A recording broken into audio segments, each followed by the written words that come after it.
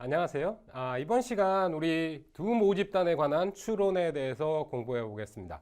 두 집단이고요. 그러니까 우리 지난 시간 12장에서는 한 모집단, 하나의 모집단에 대한 추론이었고요. 지금 이번 13장에서는 두 모집단에 관한 추론입니다. 다수의 모집단에 관한 추론, 두 개 이상, 두 개 초과가 되는 그런 모집단에 대한 추론도 가능한데 그 전에 하나 했으니까 이제 두 번째 두 개의 모집단의 경우에는 어떤 특징들을 우리가 한번 살펴볼 건지, 추론 과정에는 어떤 과정이 달라지는지, 어떤 절차가 달라지는지 그런 것에 초점을 맞춰가지고 한번 살펴보도록 하겠습니다. Inference about comparing population입니다. 그러니까 두 집단을 비교한다 이거죠. 두 모집단에 관한 추론을 할 거고요. 다시 한번 요약하자면 12장에서 우리는 한 모집단의 모수들을 추정하고 검정하는 기법. 그러니까 추론이라는 거요. 추론이라는 것의 대상, 추론을 하는 대상은 뭐죠? 우리가 모르는 모수입니다. 그러니까 모수 중에 우리가 하나의 모집단의 경우, 하나의 population, A population의 경우에는 mu 또는 P 또는 시그마 제곱, 시그마 스퀘어드의 세 가지 모수를 생각할 수 있겠습니다. 떠올릴 수 있겠죠. 그러니까 모평균인 mu, 모비율인 p, 모분산인 시그마 제곱이 있겠네요. 요것에 대해서 어떻게 추론할 것인지에 대한 고민들을 쭉 해봤고요. 다음 우리가 할 거는 이번 장에서는 두 모집단의 모수들을 비교하는 겁니다. 비교하는 거를 추론하는 방법, 그거에 대해서 고민을 해볼 거다. 그러면은 모집단의 모수들, 각각의 모집단의 모수들이 있을 거예요. 그러니까 첫 번째 모집단의 모평균을 mu1, 두 번째 모집단의 모평균을 mu2라고 한다면 이 두 집단의 차이, 두 집단을 비교하는 것. 어떤 것이 더 큰지, 어떤 모수가 더 큰지 작은지를 평가하는 거 mu1 mu2가 될 겁니다. 그러니까 첫 번째 모집단, 두 번째 모집단 순서를 바꿔서 1, 2를 바꿔주면 되죠. 그러니까 0보다 큰지 0보다 작은지에 따라서 이 앞뒤가 바뀐 거 충분히 계산해낼 수 있습니다. 그래서 차이, 두 모집단의 차이, 요거 고민해보는 거, 비교해보는 거. 모평균이 하나의 모집단과 다른 모집단 간의 모평균이 어떤 게 더 큰가? 첫 번째 모집단이 더 큰지 작은지를 평가해 볼 수 있다. 그걸 하는 거, 추론 기법을 오늘 고민해 보겠습니다. 그 과정에서 꼭 필요한 부분이 있어요. 모집단 두 개가 분산이 같으냐 다르냐에 따라서 통계량이 달라집니다. 추론 통계량이 달라져요. 추론 통계 기법이 달라집니다. 방정식이 달라져요. 수식이 달라져요. 그거를 평가하기 위해서 꼭 필요한 요 분산, 모분산의 비율. 모분산의 비율이 1이다 아니면 1이 아니다 라는 증거가 확실하다면 첫 번째 모집단과 두 번째 모집단의 분산이 다른 거겠죠. 분산이 다른 경우에는 다르게 취급을 해줘야 된다라는 겁니다. 그리고 또 다른 측면에 모분산이 같으면서도 특별한 특징을 가지고 있는 경우도 또 한번 생각을 해 보겠습니다. 근데 이제 첫 번째로 체크해 봐야 될 거, 두 모집단의 분산이 같은 경우는 하나의 샘플로 계산해 가지고 똑같은 분산을 가지고 있으니까 그 검정 통계량의 분모를 계산할 때 분산이 들어가죠. 분산이 들어가는데 그 공식이 모분산의 비율이 같을 경우, 같은 것으로 간주할 수 있는 경우와 그것을 기각하게 되는 경우에는 공식을 각각 어떻게 바꿔서 쓸 수 있는지 한번 나눠보고 그 평가를, 검정을 어떻게 해서 어떤 절차를 따라야 되는지 한번 고민해 보는 게 되겠습니다. 그 의미에서 이제 시그마랑 시그마1이랑 시그마2가 같은지 다른지에 대한 차이, 아주 중요한 부분으로 살펴볼 거고요. 그리고 마지막 부분에 가서 두 모비율, 비율이죠. 특히 모비율이 중요한 이유는 뭐겠습니까? Categorical Variable. 그러니까 수량적인 데이터가 아닌 경우에 어디에 속하고 어디에 안 속하고, 그러니까 성공과 실패로 나누는 바이노미얼 케이스처럼 이렇게 두 집단으로 나눴을 때 그 비율을 첫 번째 모집단과 두 번째 모집단 차이가 발생하는지 안 하는지. 그러니까 뭐 정당의 지지율 양당제도라고 한다면 어떤 주의 민주당 지지율하고 다른 주의, 그러니까 뭐 플로리다 주의 민주당 지지율과 캘리포니아 주의 민주당 지지율이 다르다. 뭐 이런 것들을 비교하기 위해서 모비율의 차이를 계산해 볼 수 있겠죠. 뭐 각국의 진보 정당에 대한 뭐 선호율을 비교해 볼 수도 있을 거고 보수 정당에 대한 선호율을 비교해 볼 수도 있는 그런 비율의 차이를 추론하는 과정, 여기에 대해서 고민을 마지막 부분에 해 보겠습니다. 기본적으로 중요한 거 우리 12장에서 했던 그 테크닉과 그 공식을 기본적으로 이용을 할 건데 이제 두 평균의 차이를 고민을 하다 보니까 공식이 약간 복잡해지고, 그러니까 뮤1, 뮤2 이제 두 가지의 확률 변수를 다루게 되기 때문에 그런 약간의 복잡함은 동반될 것이라는 것을 기억해 주시기 바라겠습니다. 13장에서 할 거, 두 모집단을 비교하는 추론을 한다는 거, 거기에 초점을 맞춰서 진행해 보도록 하겠습니다. 추론을 하는데 두 모집단의 모수 비교에 관한 추론을 위한 기법들이 논의가 될 건데, 크게 얘기해 보자면 두 모평균 사이에 관한 추론, 두 모평균 사이 차이, 그 뮤1 마이너스 뮤2가 되겠죠. 뮤1, 뮤2는 어떤 거든지 상관이 없습니다.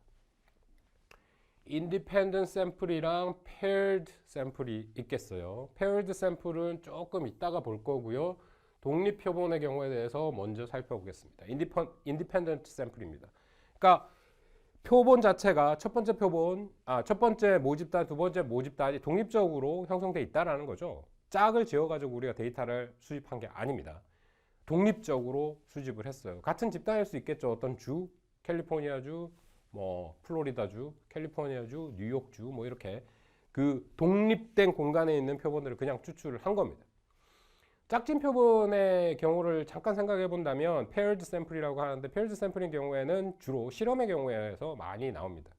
그러니까 컨트롤 베리어블 해서 어떤 베리어블을 컨트롤한 상태에서 짝을 맞춰 가지고 어떤 조건 하에서 데이터들을 선택하기 때문에 하나의 카테고리별로, 하나의 선택지별로 짝이 지어져 있다. 그래서 paired sample, 짝진 표본이라고 하고요.